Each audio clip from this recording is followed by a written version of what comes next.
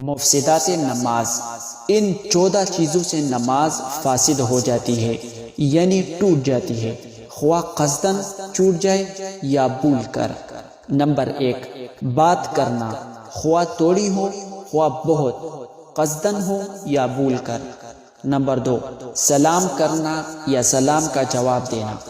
Number 3، چینکنے والے کے جواب میں یرحمک اللہ کہنا۔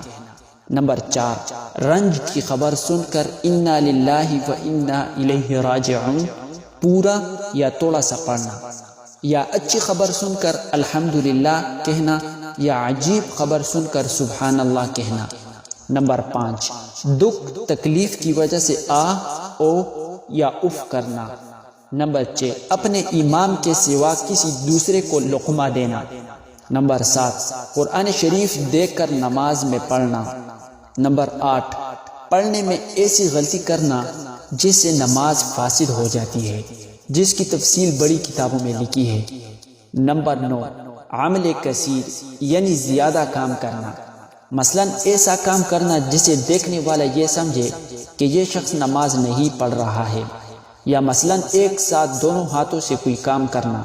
نمبر 10، قصداً یا بھول کر کچھ کھانا پینا۔ نمبر 11، قبلے سے سینے کا پھر جانا۔ نمبر 12، درد یا مصیبت کی وجہ سے اس طرح رونا کہ آواز میں حروف نکل جائے۔